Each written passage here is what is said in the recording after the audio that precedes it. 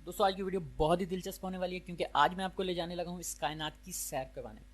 ये किसी पार्क में घूमने जैसा बिल्कुल नहीं है और ना ही किसी तफरी मकाम पर जाने वाली सैर है, बल्कि मैं आपको ले जाने वाला हूँ इस ऑब्जर्वेबल कायनात के आखिरी किनारों तक। जी हाँ, क्या आपने कभी सोचा है इतनी बड़ी कायनात का कोई आखिरी किनारा भी होगा? दोस्तों ये कायनात बहुत बड़ी है, इतनी बड़ी कि हमारी सोच भी वहाँ तक नहीं जा सकती। कायनात की वसत को मद्देनज़र रखते हुए हम अपना सफ़र रोशनी की रफ्तार से करेंगे। जैसा कि आपको पता ही होगा कि दुनिया में सबसे ज़्यादा रफ्तार रोशनी की है, जो कि तकरीबन 3 लाख मीटर फी सेकंड है। और आपको ये बात भी पता होगी कि रोशनी किसी मैटर को कैरी नहीं करती, इसलिए इंसान आज तक कोई ऐसी चीज़ नहीं बना सका जो रोशनी की रफ्तार से सफ़र करे। लेकिन आज साइंस और टेक्नोलॉजी ने इतनी तरक्की कर ली है, हो सकता है आने वाले वक्त में इंसान रोशनी की रफ्तार पर काबू पा ले। लेकिन दोस्तों हम आज का अपना ये सफ़र रोशनी की रफ्तार से ही करेंगे। आप फ़र्ज़ करेंगे, बल्कि आप फ़र्ज़ कर लें कि हमारे पास एक ऐसा स्पेस क्राफ्ट मौजूद है जो रोशनी की रफ्तार से सफ़र करता है। इतना लंबा सफ़र शुरू करने से पहले मेरे चैनल को सब्सक्राइब ज़रूर कीजिए। स्पेस क्राफ्ट की रफ्तार बहुत ज़्यादा है दोस्तों, तो अपना सीट बेल्ट बांध लें और एक भरपूर एडवेंचर के लिए तैयार हो जाएं। दोस्तों रोशनी की रफ्तार से चलते हुए हम अपनी ज़मीन के बाहर जिस मकाम पर सबसे पहले पहुंचेंगे वो चांद है। जी हाँ, हमारा अपना चांद, जो हमसे तकरीबन 3,84,400 किलोमीटर की दूरी पर है।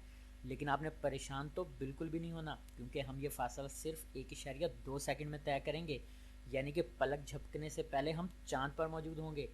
हाँ, यहाँ पे एक बात याद रखनी है, किसी भी मुसाफिर ने चांद पर उतरना नहीं है, क्योंकि हमने बहुत दूर जाना है और वक्त हमारे पास बहुत ही कम है।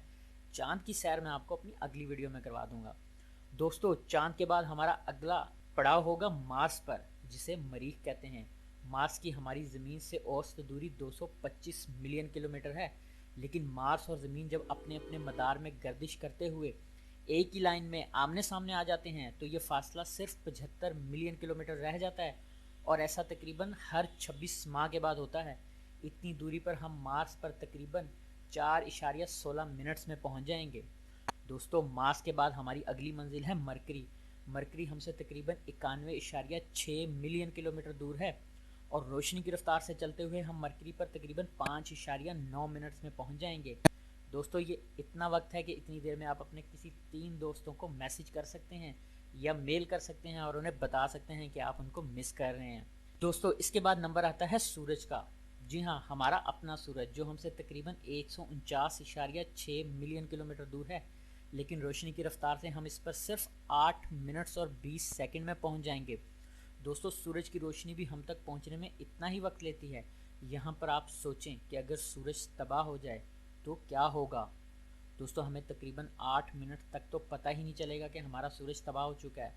दोस्तों सूरज के बाद अगला नंबर आता है जुपिटर का, जो हमसे तकरीबन 628.7 मिलियन किलोमीटर दूर है। हम अपनी इसी रफ्तार को बरकरार रखते हुए तकरीबन 34 मिनट में जुपिटर पर पहुंच जाएंगे। जुपिटर के बाद हम बढ़ेंगे सैटर्न की तरफ। ये हमसे तकरीबन 1.2 बिलियन किलोमीटर दूर है, और यहाँ तक पहुँचने में हमें तकरीबन 70 मिनट लगेंगे। इसके बाद आता है नेपच्यून का नंबर। नेपच्यून हमसे तकरीबन 4.3 बिलियन किलोमीटर दूर है, और यहाँ तक पहुँचने में लगेंगे हमें पूरे 4 घंटे। ये इतना टाइम है कि इतनी देर में आप सोकर अपनी नींद भी पूरी कर सकते हैं। नेपच्यून के बाद हम बढ़ेंगे प्लूटो की तरफ। प्लूटो हमसे तकरीबन 5.9 बिलियन किलोमीटर दूर है। ये फासला हम रोशनी की रफ्तार से तकरीबन 5.5 घंटे में तय कर लेंगे। दोस्तों तैयार हो जाओ, अगली मंजिल बहुत ही दिलचस्प है। यह है अल्फा प्रोक्सिमा सेंटोरी, जो एक सितारा है, और यह हमारी ज़मीन से 39.8 ट्रिलियन किलोमीटर की दूरी पर है, और यहाँ तक पहुँचने में हमें तकरीबन 4.25 साल लगेंगे। सफ़र बहुत ही लंबा है। अल्फा सेंटोरी हमारे सूरज का हमसाया तारा है, और इस पर नॉर्मल रफ्तार से हमें जाने में 80,000 साल लगेंगे। दोस्तों ये कायनात बहुत ही बड़ी है, हमारी सोच से भी बड़ी। अल्फा सेंटोरी से आगे का फासला अब हम लाइट ईयर में नापेंगे, क्योंकि किलोमीटर का पैमाना इस कायनात की वसत के लिए बहुत ही छोटा है। यहाँ मैं आपको लाइट ईयर के बारे में कुछ मालूमात दे दूँ। जैसा कि हमें मालूम है कि रोशनी की रफ्तार 2,99,792 किलोमीटर फ़ी सेकंड है, जिसे हम तकरीबन 3 लाख किलोमीटर फ़ी सेकंड मान लेते हैं। इसी रफ्तार से रोशनी एक साल में जितना फासला तय करती है उसे हम लाइट ईयर कहते हैं। अब अगर आपके दिमाग में ये सवाल पैदा हो कि एक लाइट ईयर में कितने किलोमीटर होते हैं, तो मैं आपको बता दूं कि एक लाइट ईयर में 9,500 अरब किलोमीटर के बराबर होता है। यानी 9.5 ट्रिलियन किलोमीटर। दोस्तों आज आपको इकबाल के इस शेर की भी समझ आ जाएगी कि सितारों से आगे जहां और भी हैं। जी हाँ, अब हम अपनी पड़ोसी गैलेक्सी की तरफ बढ़ेंगे जिसका नाम है एंड्रोमेडा गैलेक्सी, जो हमसे 25,38,000 लाइट ईयर की दूरी पर है। और यहाँ तक पहुँचने में हमें 2.5 मिलियन या 25 लाख साल लगेंगे।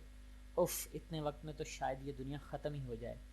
दोस्तों यहाँ मैं आपको बता दूं कि हम अपनी कायनात के ऑब्जर्वेबल हिस्से के आखिरी किनारों तक पहुँचने में कितना टाइम लेंगे। तो दोस्तों ऑब्जर्वेबल कायनात के आखिरी किनारों तक पहुँचने में हमें 46.5 बिलियन यानी 46 अरब 50 करोड़ लाइट ईयर लगेंगे। मुझे यकीन है ये सब सुनने के बाद आपकी आंखें हैरत से फैलकर कानों तक जा पहुंची होंगी। दोस्तों एक जायज़ा अब हम नॉर्मल रफ्तार से भी ले लें। नॉर्मल रफ्तार हम आज के जदीद तरीन एयरक्राफ्ट की लेंगे तो नॉर्मल रफ्तार से आपको चांद पर पहुंचने में लगेंगे 3 दिन, और मरकरी पर आप पहुंच जाएंगे 6.5 साल में, और मरीख पर पहुंचने में हमें तकरीबन 7 महीने लगेंगे। दोस्तों जुपिटर पर नॉर्मल रफ्तार से पहुंचने में हमें 6 साल का अरसा लगेगा, और सैटर्न तक पहुंचने में हमें 7 साल लग जाएंगे, और नेपच्यून तक पहुंचने में हमें लग जाएंगे पूरे 12 साल। दोस्तों अगर आप इसी रफ्तार से अपने सोलर सिस्टम से बाहर जाना चाहें तो हमें लगेंगे पूरे 40 साल, और हमारे सोलर सिस्टम के हमसाया सितारे अल्फा सेंटोरी तक पहुंचने में हमें लगेंगे 80,000 साल।